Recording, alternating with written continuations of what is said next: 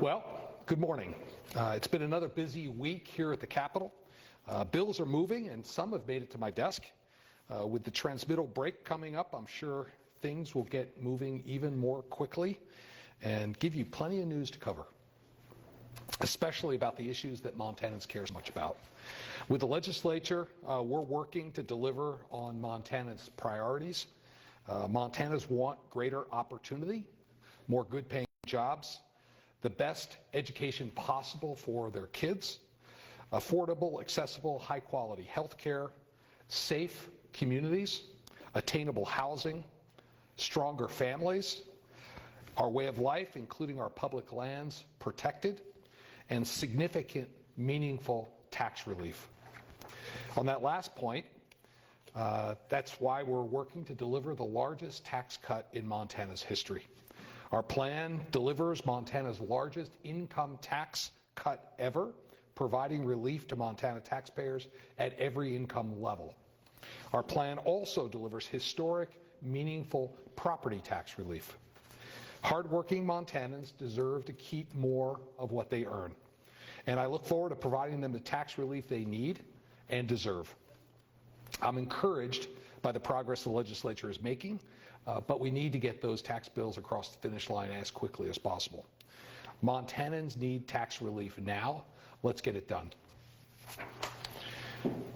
I ran for office for two reasons.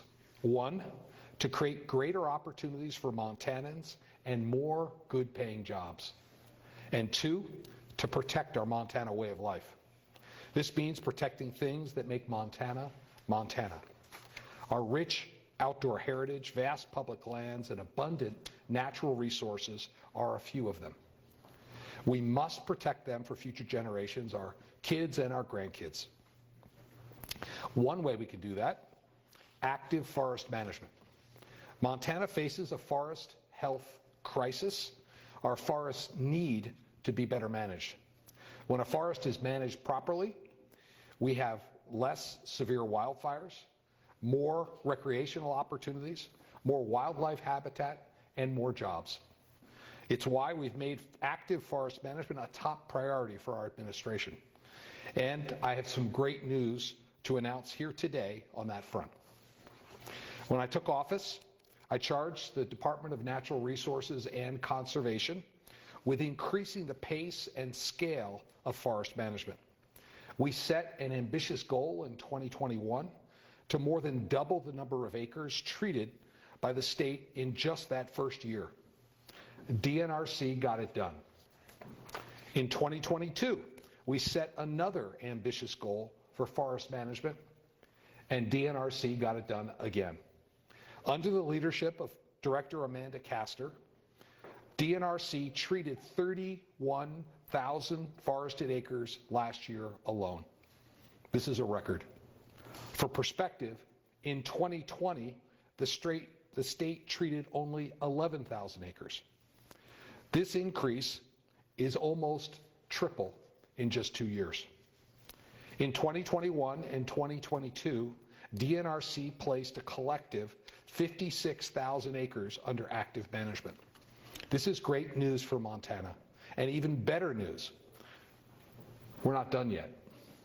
To expand the scope of active forest management in Montana, our budget includes $10 million per year to expand active forest management in Montana. For the well-being of our people, their homes, their property, and their livelihoods, I urge the legislature to get this funding to my desk. As we better steward our lands, we're also increasing public access to them.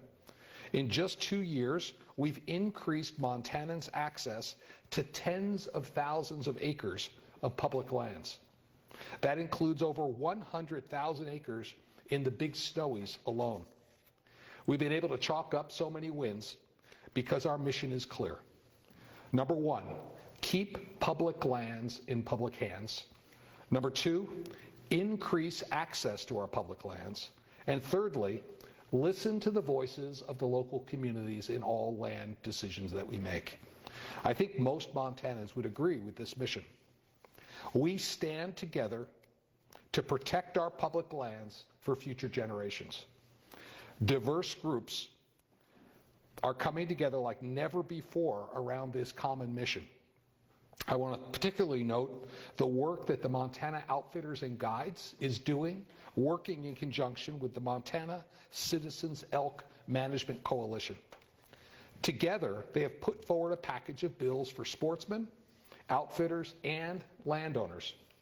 One of those bills is Senate Bill 58, carried by Senator Steve Heinbaugh. His bill doubles the cap on payments to landowners who open their land up to hunters through FWP's block management program. It's good for hunters, and it's good for landowners. I urge the legislature to get this bill to my desk. I say this often, but we have far more in common as Montanans than divides us. Common ground is always there if we're willing to look for it and work to achieve it. Let's continue to find that on this issue that matters so much to us, our public lands. As I mentioned earlier, we've chalked up some big wins.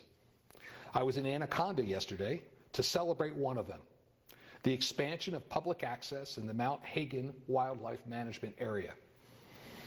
Last August, I was proud to expand this WMA as chair of the Montana Land Board. Our expansion creates additional access to the state's largest WMA for hunting, fishing, trapping, snowmobiling, and hiking, and in addition, it gives access to additional tens of thousands of acres of federal land. But we could not have done it alone. This expansion wouldn't have been possible without the generosity of the former landowners Roger and Gail Burnett. The Rocky Mountain Elk Foundation was also a critical partner to get this project across the finish line, as were sportsman groups and local leaders. It's a testament to what we can accomplish when we work together. The Big Snowies is another big win. Last fall, we created the Big Snowy Mountains WMA when the state acquired nearly 5,700 acres in the area. As a result of our action, we provided public access to over 100,000 acres of federal lands and state lands which were previously landlocked.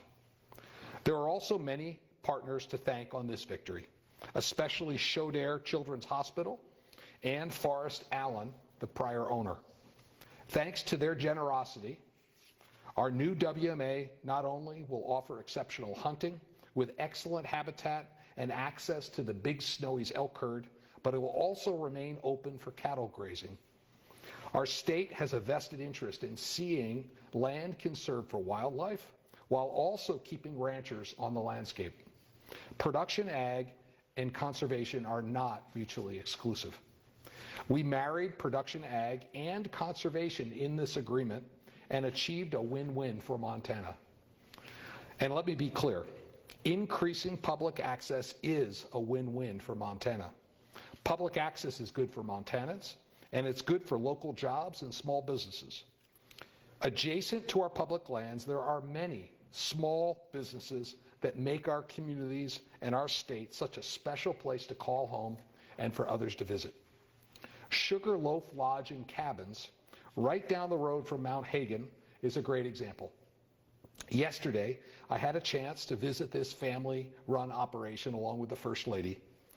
Owners Monica and Jay Winfield told me how nearby public lands support their business. They said, the adjacent WMA is fantastic. That was the word they used for their business, offering hunting in the fall, snowmobiling and cross-country skiing in the winter, and hiking all summer long.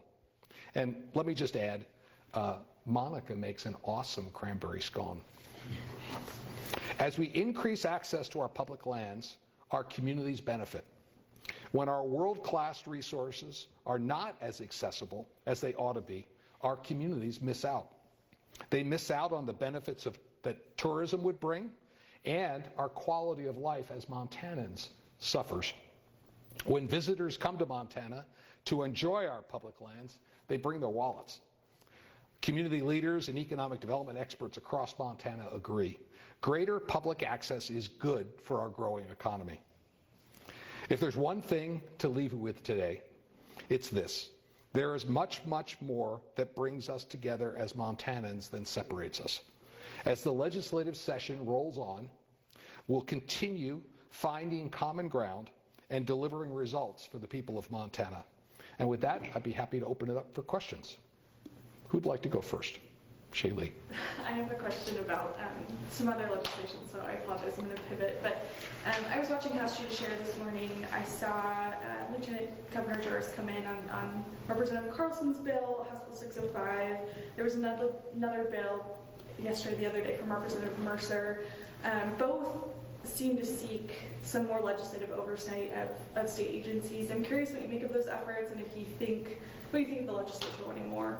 Well, as you know, there's a lot of bills going through the legislature. So the ones that make it through the process and get to my desk, we'll give them full consideration. Sure. I guess I just knew that Lieutenant Governor Joris had come in on the one this morning. Do you have any thoughts? I don't think there's been many hearings she hasn't been in. Sure. Other questions? Yes. Hey, keeping in mind what you just said, there's this bill, Senate Bill 346, that would put $2 billion into the coal trust. And I've heard that the governor's office, as well as public leadership in both chambers, is maybe agitated by this possibility. There's people from all factions in the GOP, as well as quite a lot of Democrats on the bill. And I'm wondering, just kind of based on what your assessment of the budget is and the status sheet that we got today, whether you think there's room in our surplus with the priorities that you've been able to legislative leaders for $2 billion into the coal trust.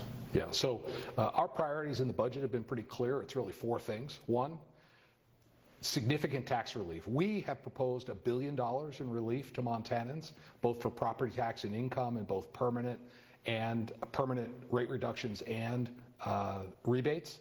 Secondly, we got to fix what's broken in the state. We've been kicking the can down the road at our state prison and mental health, as well as infrastructure and affordable housing. Third, we need to save for a rainy day, just like any Montana family would do. And lastly, we propose to pay off the state debt. So those are our priorities. There are a lot of other bills in the legislature, and we'll have to see what ends up making it to my desk. But we'll continue to advocate to make sure we get Montanans relief on taxes and fix what's broken. Are there any online? No? Okay. I've got one. Yes. Going back to public lands and conservation stuff, last week we saw Representative Bertolio bring a bill implementing some of the changes to marijuana revenue funding that you have in your budget, cutting about 75% of the funding for Habitat Montana, which a lot of conservation groups have been speaking out against. And then there's a hearing today for Representative Mercer's bill that looks like remove all of that funding from wildlife projects and put it towards the Heart Fund. What are your thoughts on that and reasoning for those kinds of budget shifts? Because I know Representative Bertolio's bill is directly from your budget. Yeah, so I laid out our priorities here today in my comments. I mean, we're aggressively pursuing conservation projects at FWP. I'm proud of what we did in the Snowies, the celebration we had at Mount Hagen yesterday, the work we've done to inventory all the access deserts for our navigable rivers. So we have an aggressive conservation agenda, and we're going to use Habitat Montana to fund, in part, those projects. I'm assured by FWP we have record funding in that fund already to satisfy the projects that are coming forward. That's why in our budget we have taken the funds from marijuana and directed them towards law enforcement, addiction recovery, and other things to help people get healthy. But I am confident that the money exists at FWP to do the conservation projects we have in front of us. Thanks. Any other questions? Yes. Sure, I got one on Mara's behalf about reimbursement rates. The package the legislature has put forward, I think, goes beyond your increase in your executive proposed budget for Medicaid reimbursement rates for providers. And I'm wondering if that's something you're comfortable with, or if that's sort of an ongoing negotiation point to try to get them down to your level. We'll have to see what ends up to my desk. We recommended record increases in Medicare and Medicaid reimbursement rates. Again, I rely on the legislature. I don't have appropriations authority, only the legislature has that. But we've proposed in our budget increasing those rates, and we'll see what the legislative process produces. And maybe just a quick follow-up on that. What, I guess, has been your administration's role, whether through governors in negotiations with the legislature at this point? Obviously, they write and sign the budget, but I imagine you are not just going to let them do that without. Well, I sit down personally with both the majority leadership and the minority leadership every single week, and we continue to have dialogue on all of the many things that the legislature is facing. So I'm hopeful that we have an opportunity to really do great things for the people of Montana. Again, getting them tax relief, fixing what's broken, streamlining red tape so that more Montanans can prosper. So that's great. Yeah, one more, Shaylee. Yes, thank you. I just have a follow-up on provider rates. Democrats have expressed concern that the Guidehouse study is based on data from 2019, and it's already out of date. We've seen a lot of inflation since 2019. The costs are going up. Do you have any concern about the Guidehouse benchmarks where they're at right now and that being old data? Yeah, I mean, we took all the inputs and made the recommendations that we did. We need to have fair rates so these services are available to folks. But again, the legislature is going to have their hearings. They're going to collect public input, and I'm sure we'll get a better result. We have an online question? Yes, Holly Michaels calling in online. Hi, Holly. Hey, Governor, thanks for taking my question. I wanted to ask about some of the abortion legislation that we're seeing come through this week. I remember in your State of the State, your first address, in a previous session, you pointed to specific legislation you wanted to see your desk, and then you signed it. Now that is under injunction, but I'm wondering if this session, if there's specific legislation you would like to see reach your desk. Yeah, there's a lot of things there. I'm very clearly, I ran as a pro-life candidate. The people of Montana elected me to defend life. I think we need to defend it through its full scope, from conception through natural death.